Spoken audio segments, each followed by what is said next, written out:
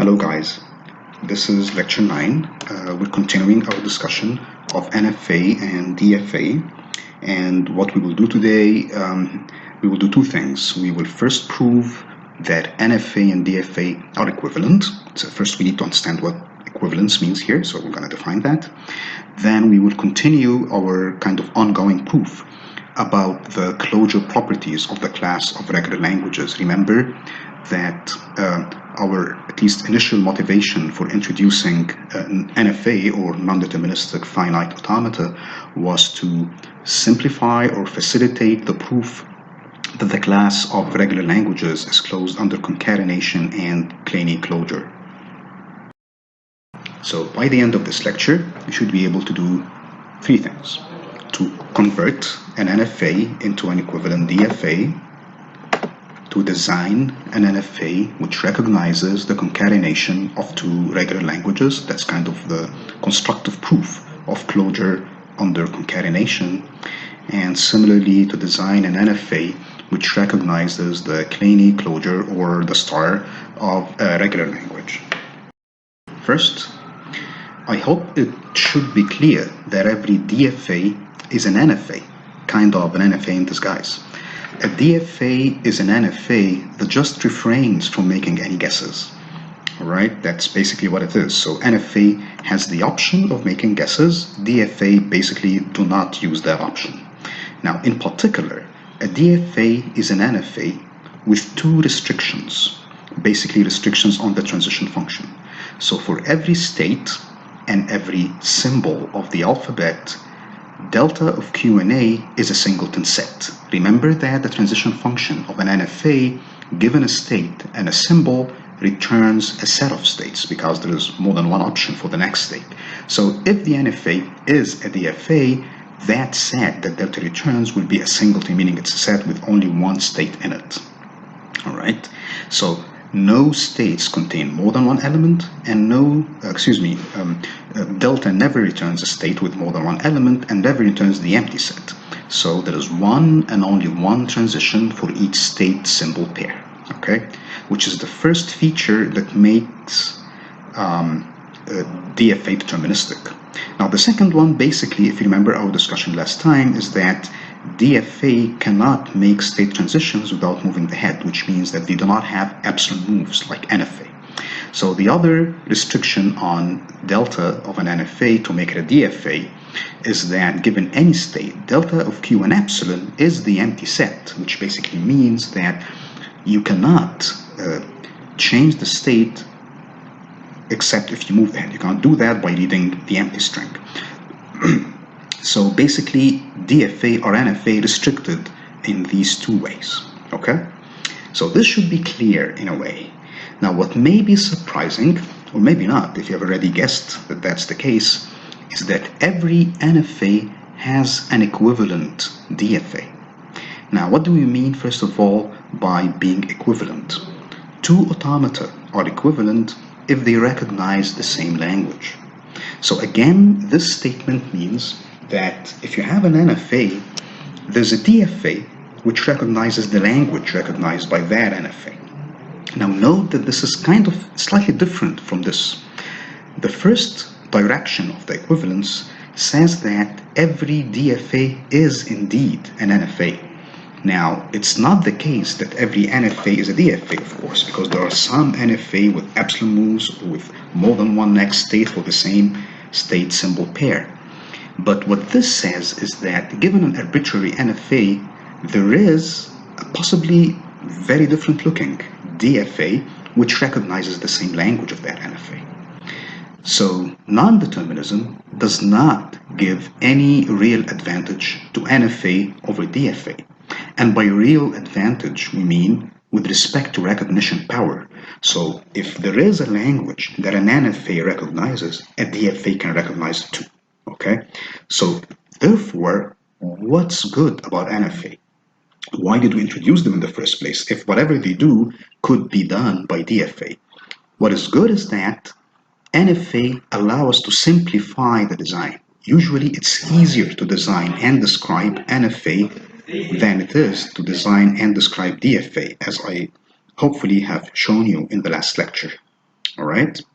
So what we need to do now is to start looking at why this is the case. And if you look at the statement here, every NFA has an equivalent DFA. If you translate that into first order logic, so it will say for every NFA N, there is a DFA D such that N is equivalent to D. So basically the proof would have to start by saying let N be an NFA, and then the remaining part is to show that there is a DFA equivalent to N. And because this is an existentially quantified statement, the proof will be by construction. So what we will be doing is to kind of give you an algorithm for transforming an arbitrary NFA into an equivalent DFA. Now, before doing that, we need to introduce the notion of epsilon closure. All right. So suppose that N is an NFA. Then given any state of the NFA, the epsilon closure of that state R, which we denote by capital E of R, is the set of all states of the NFA that can be reached from R by following 0 or more epsilon transitions. All right. So I'll say that again. The epsilon closure of an NFA state R is a set of states which the NFA can reach starting from R by following either 0 transitions or 1 or more epsilon transitions. All right. So one thing that immediately follows from that is that R must be a member of E of R, because basically starting from R, if you follow 0 transitions, if you do nothing, you'll stay in R. So R is reachable from itself by following 0 transitions, so it must be in E of R. What else is reachable from R? Any other state that is connected by a path of epsilon transitions from R, all right? And the intuition is E of R is the set of states that the NFA may enter once it's in state R without moving the head. So E of R is the set of states that the NFA, once in state R, it can enter. It can be in any of them without moving its head, okay, without consuming any inputs. Now we can overload the notation for sets of states. So if capital R is a set of states of the NFA, then the epsilon closure of capital R, denoted capital E of R, is the union of the epsilon closures of all members of R. Now I'll give you an example to kind of try to bring. So here's an NFA. Okay, so that's Q0. Now what I care about here are the epsilon transitions. So there is an epsilon transition from Q0, right here, this is an epsilon transition to Q1. And there is an epsilon transition from Q1 to Q3. And from Q2 to Q4, from Q4 to Q5, and from Q5 to Q3. So let's identify the epsilon closures of each of the states. So the epsilon closure of Q3, how do you get it? You look at Q3 and you try to find all the states that you can reach from Q3 by following 0 or more epsilon transitions. Now, as we said, every state is a member of its own epsilon closure. So definitely Q3 is an E of Q3. But if you look at that state, the only transitions leaving that state, there's only this one. And this is not labeled epsilon. So the only state in the epsilon closure of Q3 is Q3 itself. What about Q4? Now let's look at Q4. Definitely Q4 is in its own epsilon closure. But from Q4, following a single epsilon transition, you can reach Q5. So Q5 is also in the epsilon closure of Q4. And from Q5, you can reach Q3 by an epsilon transition, which means that following 2 epsilon transitions, you can get from Q4 to Q3. So Q3 is also in the epsilon closure of Q4. And that's it, because Q3 has no states other than itself in its epsilon closure, so we stop there. What about Q5? Well, definitely Q5 itself is in its own epsilon closure, and the only other state reachable from Q5 by following epsilon transitions is Q3. So that's the epsilon closure of Q5. How about Q2? Well, from Q2, you can follow 0 transitions and you stay in Q2, of course, but then follow a single epsilon transition and you will get to Q4. That's which means that Q4 and everything in the epsilon closure of Q4 will also be in the epsilon closure of Q2. So that's what you get here. Okay, what about Q1? From Q1, of course, Q1 is its own epsilon closure, and the only other state that you can reach from Q1 following only a path of epsilon moves is Q3. And finally, E of Q0 contains Q0, and then there is only one epsilon transition leaving Q0 going to Q1, so therefore it should also contain everything in the epsilon closure of Q1. All right? Now, for the epsilon closure of a set of states, so for example, what's the epsilon closure of the set containing Q1 and Q5? That, according to the definition, is just the epsilon closure of Q1 union the epsilon closure of Q5, which is this set of states. All right.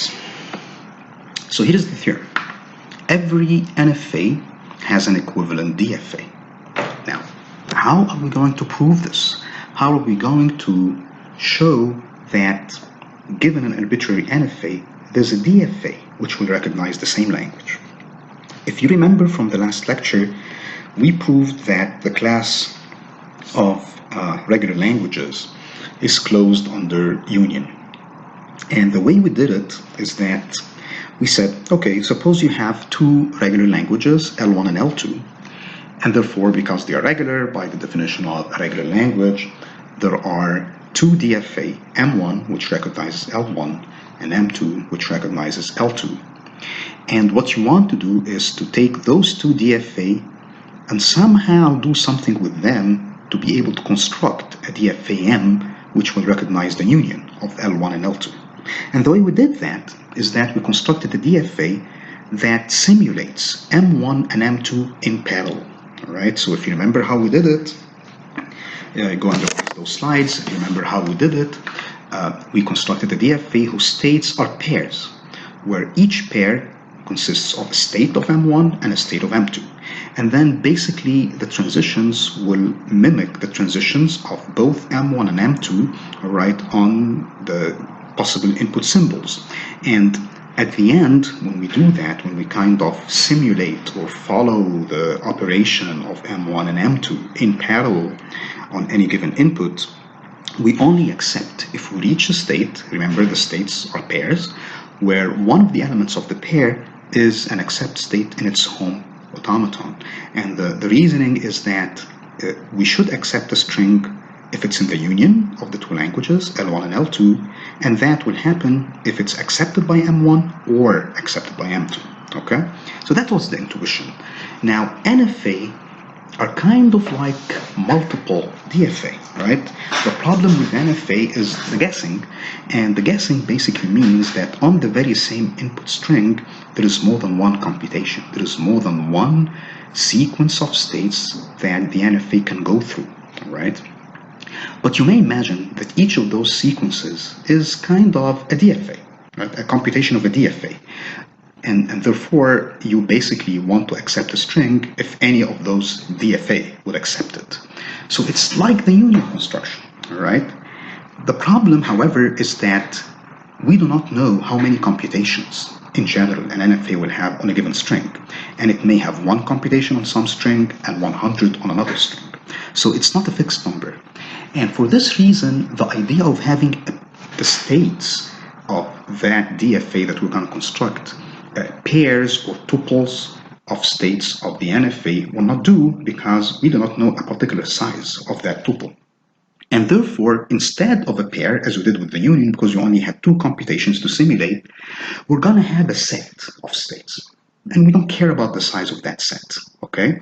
So the idea is that we will construct a DFA, this DFA that we want to build, that will simulate all the possible computations of the NFA in parallel, basically by keeping track of all the possible states the NFA can be in after reaching a certain prefix of an input string. And basically, this DFA should accept if after reading the entire input string, it ends up in a state. And remember, the states are sets of NFA states. If it ends up in a state which contains at least one accept state of the NFA. So we need to construct a DFA-M that would simulate the multiple computations of the NFA, let's call it M.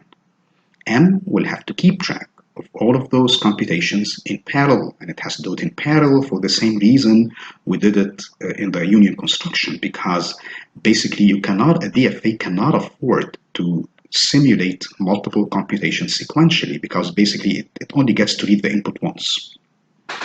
States of M will correspond to sets of states of N, and M should accept if it holds in a state, meaning if it reaches the end of the input in a state that contains, because it's a set, an accept state of the NFA. Now, before kind of showing you a more precise statement of that construction, let's do it with an example. That's the best way to do it, to understand how to actually build this DFA. Okay, so imagine that you have this NFA, all right? Now, question, is this NFA a DFA? Remember that every DFA is an NFA, all right? Now, is this a DFA? Nah, well, it contains an epsilon transition that ruins it. And if you also look here, you will find that out of state 2, there are 2 transitions labeled A. And if you look here, there are no transitions, leaving 3 that are labeled B, right? Yeah? And similarly, no transitions leaving 1 that are labeled A. So this is totally non-deterministic. Okay, so the idea is, this is the NFA again, and that's the equivalent DFA. Now let's try to construct it together one state at a time. First of all, what should be the start state of the DFA? Now look at the NFA. You start the NFA, okay? Now remember, one thing to remember is NFA can switch states without moving the head, but DFA cannot.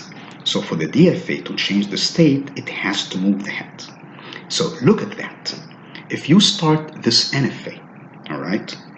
So you start it, its head is pointing at the first cell of the tape. And of course, when you start it, it's in state 1. Now you turn around, okay, and then you look back, and you see that the head did not move, right? Okay, now suppose you cannot see what the state is, right? You do not really know what the state is, but what you see is that the head did not move. Now, what could be the state of the NFA? Now, without moving the head, it could be still in state 1, or actually it could have changed the state to state 3, because there's an epsilon transition from 1 to 3. So without reading any input, when you start the NFA, it may be in state 1 or 3. It can go to either one of them. It's valid for it to be in either one of them without reading any input. And for this reason, the initial state of the DFA is the set containing 1 and 3. Now, in general, this is what is that set? This is the epsilon closure of state 1, right? It's the set of all states that are reachable from the start state following 0 or more epsilon transitions, okay? So basically, in general, the initial state of the equivalent DFA is the epsilon closure of the initial state of the NFA. Okay, now we do it just like we do it for the union construction. So this DFA, for it to make a transition, it will have to read some symbol. So the symbol could be either A or B. Now, if it reads A, where should it go? Well, it depends. If the NFA is in state 1, there is no next state if it reads an A, so nothing. But if it's in state 3, the next state is 1, okay? So this basically means that if the NFA is in one of those, the only possible next state is 1. However, once in 1, without reading any further input, it can re-enter 3. So what you do is the following. What you do is that you take the next state for input A from state 1. You get the next state for input A in state 3, all right, or the next states, because this is in general an NFA. You take the union, and then you get the epsilon closure of that. So the epsilon closure of the union of the empty set, okay, which is delta of 1 and A, and the set containing 1, which is delta of 3 and A. You get the union, you get state 1, and that, the epsilon closure of that is 1 and 3. So you stay here. Okay. What if the input is B? Okay. Delta of 1 and B is the set containing only 2. All right. What about delta of 3 and B? Now, there is no next state from state 3 on input B. So delta of 3 and B is the empty set. So the empty set, you need the set containing only 2, will give you the set containing only 2. What's the epsilon closure of that set? What's the epsilon closure of state 2? Well, only state 2. So that's the next state on reading a B. Okay, let's look at that one. In that state, in order to make a state transition, you either read an A or a B. Well, in state 2, what happens if you read an A?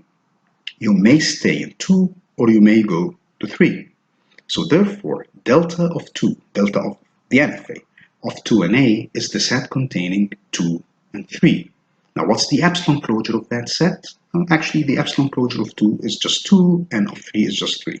So you go to the state, which is the set 2 and 3. On the other hand, if you're in this state, which only contains state 2, and the input is B, the only possible next state is 3, and the epsilon closure of that is just 3. So that's the next state on reading B. All right? Okay, let's look at that state. This is a state which has the set of 2 and 3. So you need to see delta of the NFA on 2 and A, and delta of 3 and A, union them, and get the epsilon closure. So what is delta of 2 and A? Now, we did that before. It's the set containing 2 and 3. What is delta of 3 and A? We also did this before. This is just 1. So you take the union, you get the set containing 1, 2, 3. Now, the epsilon closure of that, of course, is just 1, 2, 3. What if the input is B? Delta of 2 and B is 3. Delta of 3 and B is the empty set. There's nothing next to state 3 on input B.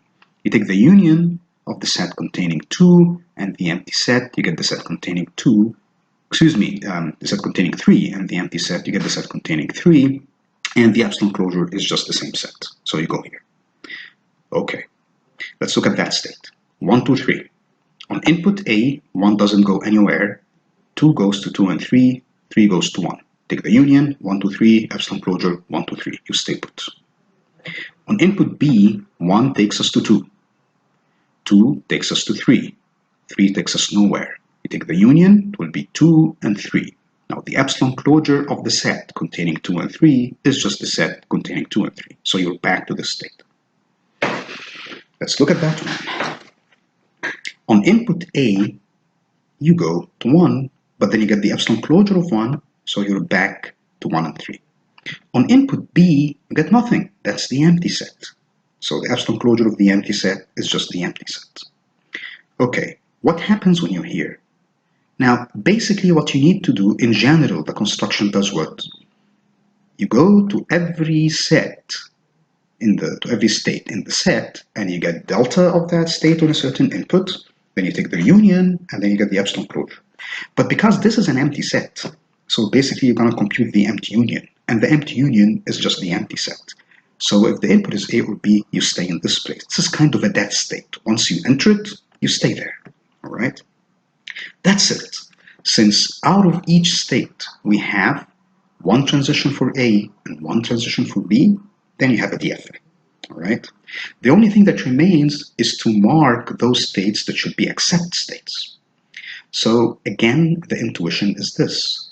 The DFA should accept a string if the NFA has a computation that will accept the string. And you would know that, right, if the NFA has a computation that ends in one of its accept states. And here, there is only one accept state, which is state 1. So any state of the DFA which contains 1 should be an accept state. So this is an accept state, and this is an accept state. Okay, let me try to explain a little bit what this means, what we're seeing here. So what does that state mean, for example? This means that, for instance, if you start from here and you read B, A, you may get into that state. You will get to that state for sure. And what that means is that the NFA, okay, on input BAA has a computation that ends up in state 1 and has a computation that ends up in state 2 and has a computation that ends up in state 3, and any computation on that string would have to end up in one of those. That's basically what this means. So because it has a computation that ends up in state 1, which is an accept state, then this should be an accept state. What, for example, will this DFA do on input BBA? So BBA will end up here. And what does that mean? It means that the NFA, any computation it has on input BBA, will either end in state 1 or in state 3. And because there is one that ends up in state 1, then this should be an accept state, because 1 is an accept state, right? And you can see it, right? So start from here, BBA. So BBA, this takes us to state 1. But you can also go BBA and then take the epsilon move, and you end up in state 3 instead, right? So that's the idea. So here's the general description of the DFA. So suppose that N is an NFA. We're going to define an equivalent DFA-M as follows. So the states are, a set of states is Q prime, same input alphabet as the NFA, transition function is delta prime, the initial state is Q0 prime, and the set of final states is F prime. So what is Q prime? Q prime is the power set of Q. In other words, the states of the DFA, each one of them is a set of states of the NFA, just as we saw in the example. And what's the initial state of the DFA? It's the epsilon closure of the initial state of the NFA. Which states of the DFA are final or accept states? Now remember, you always need to remember that the states of M are sets of states of N. So each member of Q prime is a subset of Q, okay? So F prime consists of those states R here, so this R is a subset of Q, such that their intersection with F, the set of accept states of the NFA, is not empty. Basically, the states that you should mark in M as accept states are those that contain at least one accept state of N, okay? And here is how you construct the transitions. So given a state of the DFA, which remember is a set of states of the NFA, and an input symbol of the input alphabet, delta prime of that state, NA, which should be a unique state because this is a DFA, is the union over all states in capital R. Now those small r's, remember, are states of the NFA, okay? Like we saw in the example. Now what do you do for each one of them? You get delta of it on input A, right? Then you get the epsilon closure, and then you take the union, right? So I hope this is clear, right? So in order to construct the next state from that state, which is a set of N states, and that input, you do the following. You go to every state small r in that set, you get the set of next states of it in the NFA, this is delta, the transition function of the NFA, you get the epsilon closure of that set, and then you take the union over all members of capital R. So given this theorem that every NFA has an equivalent DFA, here's a nice corollary. Remember, a corollary is something that follows easily from a theorem. A language is regular if and only if some NFA recognizes it. Okay, remember the definition of a regular language said that a language is regular if it's recognized by a DFA. So in order to prove this, this is an if and only if. You have to go both ways. So you have to show that if the language is regular, then it's recognized by an NFA, and if the language is recognized by an NFA, then it's regular. So the first direction is easy, okay? If the language is regular, then by definition, it is recognized by a DFA. But since every DFA is an NFA, then it's recognized by an NFA, all right? The other direction is not that hard. This is a corollary, remember, so its proof is easy. Suppose that an NFA recognizes some language L. Now, given the theorem that we just proved, that NFA has an equivalent DFA, which means that the language of N, the language which is recognized by the NFA N, is also recognized by some DFA. But because it's recognized by a DFA, then we can call it a regular language. And the nice thing about this corollary is the following, that now if you want to prove that a language is regular, you need not describe a DFA. You need not construct a DFA. It suffices to construct an NFA. And as we have seen in the examples, at least in the last lecture, that typically describing an NFA is easier than describing a DFA. And that's exactly what we were going to take advantage of in order to prove closure of the class of regular languages under concatenation and star. Okay, but before going to concatenation and star, let's revisit the proof of closure under union. Remember, the theorem says the class of regular languages is closed under the union operation. Now, we proved that already, okay? The proof in which we constructed a DFA that will simulate the two DFA for the two languages concurrently, all right? But now that we can prove that a language is regular by constructing an NFA, we have an easier way of doing it. So here's the idea. Let L1 and L2 be two regular languages that are recognized by the NFA N1 and N2 respectively. So N1 recognizes L1, N2 recognizes L2. Now we're going to construct an NFA that would follow a very simple, lazy guessing strategy. Initially, once you start it, it will guess. I guess that the input is accepted by N1, or I guess that it's accepted by N2. And then whatever the guess is, it will commit to it, and it will start simulating the respective machine. So if it guesses that the input is recognized by N1, it will start behaving like N1. If it guesses that it's recognized by N2, or accepted by N2, it will start simulating N2. Of course, the guess could be wrong, right? It may be that the string is accepted by N2, whereas the guess says follow N1, and it might reject the string, but that's okay because this is an NFA. Maybe next time it will make the right guess. However, if an input string is accepted by neither N1 nor N2, then no matter what guess it is, it will never accept that string. And that's exactly what we want. Of how we do this. Suppose this is N1, right? The NFA recognizing the first language. Now, this is the start state of N1, and then there is some complicated transition graph here, and there are some accept states. And similarly, this is the N2, right? The NFA for the second language.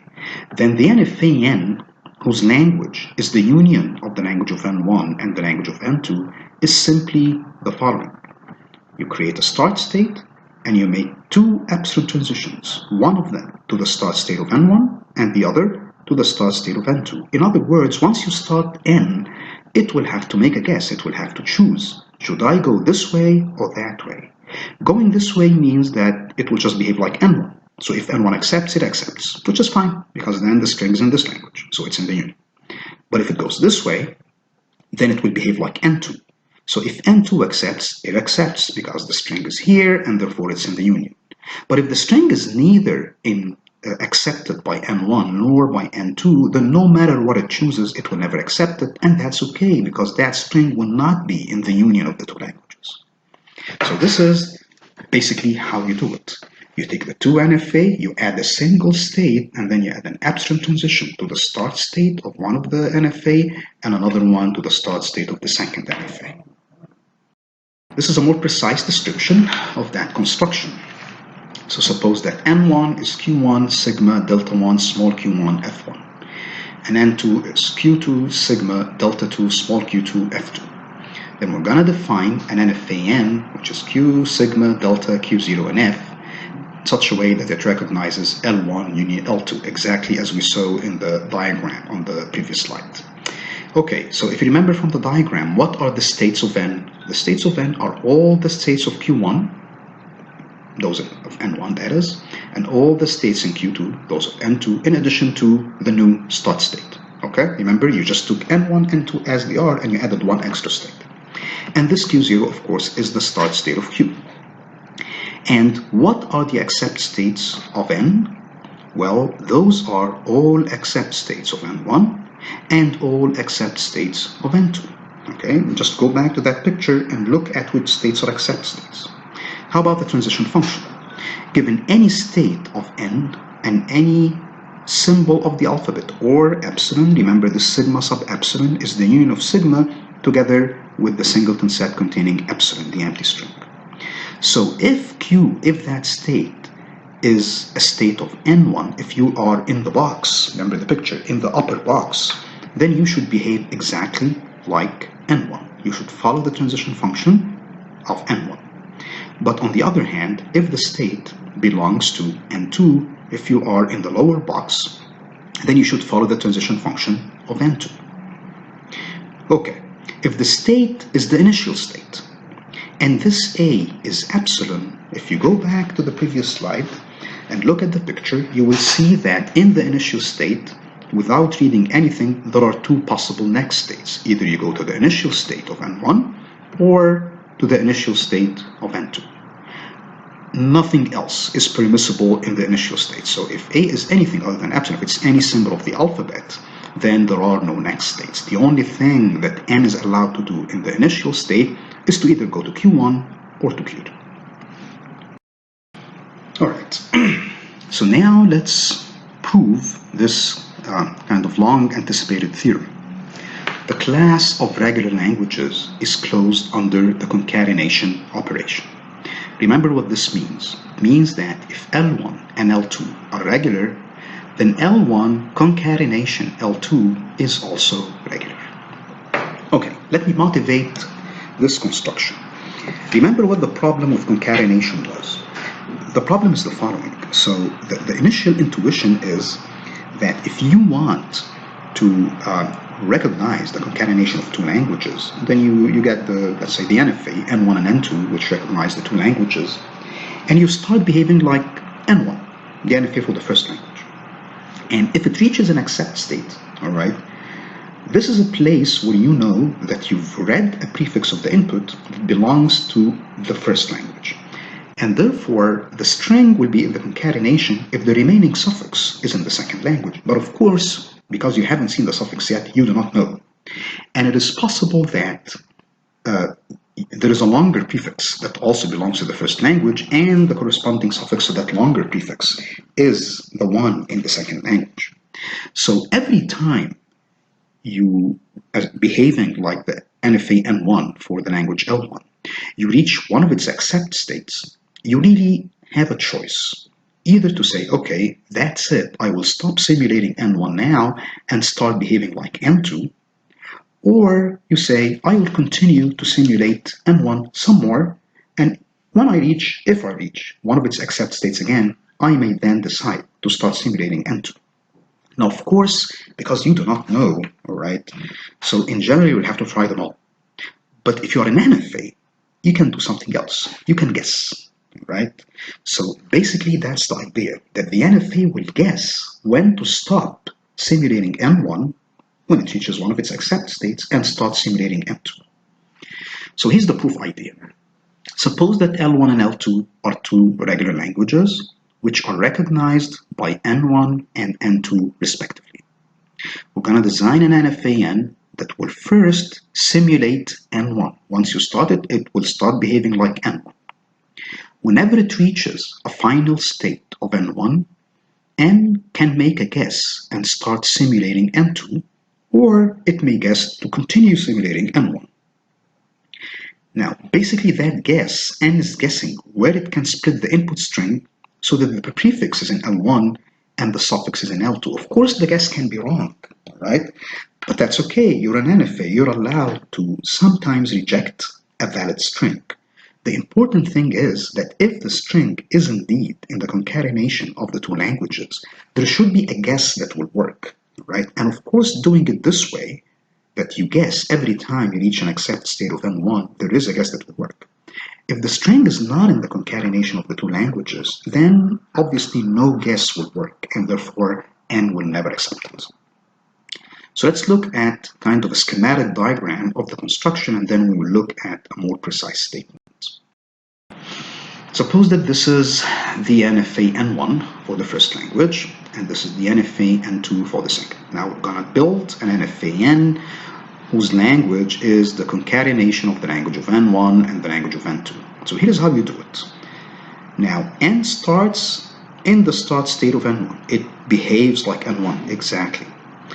But now, once it reaches one of the accept states of N1, it may decide and just jump to the start state of N2.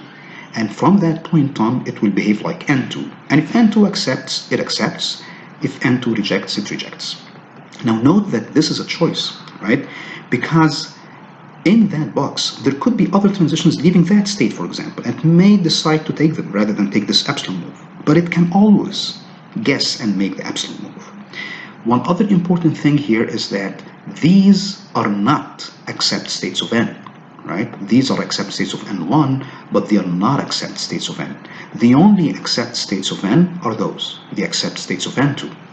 Because if the string is to belong to the concatenation of L of N1 and L of N2, then you even have to read something that is accepted by N2, okay? Even if it's the empty string, it doesn't matter. But you have to read something, a suffix that is accepted by N2. So that's basically what you do, right? You get the NFA N1, the NFA N2, and you make the initial state of N, the initial state of N1, from every accept state of N1, you make an epsilon move to the start state of N2, and then the accept states of N1 should not be accept states of N. Here's the general construction. Suppose that N is Q1, sigma, delta, small q1, and F1. N2 is Q2, sigma, delta 2, Q2, small q2, and F2.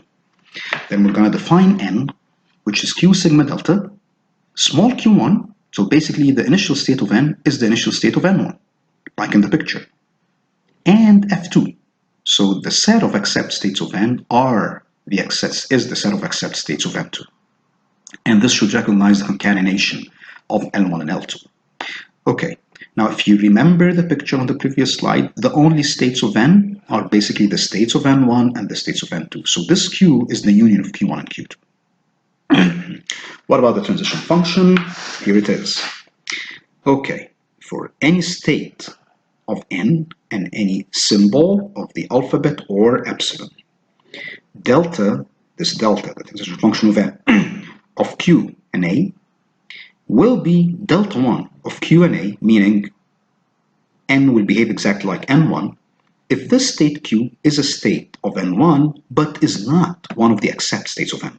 So if you are in the first box, in the left box in the picture, right, the box that describes N1, but not in any of the final states, then you continue behaving like N1.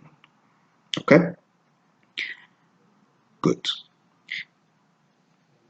Also, if Q is an accept state of N1 and A is anything other than epsilon, right? So transition leaving one of the accept states of N1 and reading a symbol, all right? Then you should also behave like N1. However, if the state is an accept state of N1 and A is the empty string, right? What is it that you can do if you reach an accept state of N1 and you would like to make a transition on which you will not read anything? You have two choices. You either go to Q2, remember the picture, there was an epsilon transition from every accept state of N1 to the start state of N2. You either go there, or you do whatever N1 would do, because N1 may have epsilon transitions within N1 itself, right? From an accept state to some internal state of N1, or some internal state. So you may follow that, you may continue behaving like N1, or you may just jump and start simulating N2. And once Q becomes in set Q2, meaning once you are in the right box, the box for the NFA N2, then you just behave like N2.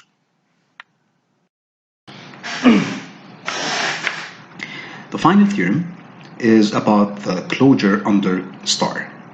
The class of regular languages is closed under the star operation. Remember, this means that if L is regular, then L star is also regular. Okay, what's the intuition? What is L star? L star is the set of strings that you can construct by concatenating 0 or more strings from L. So every string in L star is either empty, or you can cut it into pieces possibly one piece, right? You can cut it into pieces where each piece is an L. Fair enough? So I'll say that again. A string in L star is either the empty string, epsilon, so no matter what we do, we should make sure that the NFA that will recognize L star will accept epsilon. So a string in L star is either the empty string epsilon, or it's a string that can be cut into pieces where each piece is a string in L. So in terms of NFA, if the string is not the empty string, then it is possible to cut that string into pieces so that each piece is accepted by the NFA, which recognizes L. So that's exactly what we will do. Suppose that L is a regular language and it's recognized by the NFA N1. Now we're going to design an NFA N that will start by just behaving like N1. It will just behave like N1. Now, once it reaches a final state of N1, an accept state of N1, then this basically means that the prefix we have read is accepted by N1. So maybe this is a place to cut, right? Maybe this is the first piece. So N can make a guess and do what? And move back to the initial state of N1. Because what you want to do is basically say, okay, I found the first piece, now I want to see if the next piece is also accepted by N1. So to do that, I have to start all over again. I have to start from the initial state of N1. But of course, that's just a guess, which means that when we reach a final state of N1, N may continue simulating N1 without going back to the initial state. It has to guess, basically, whether this is the right place to cut or I should wait a little bit more, okay? And basically, N guesses where it can break the input into substrings, each accepted by N1. Now, we should also make sure that N accepts the empty string, and we're going to see how to account for that.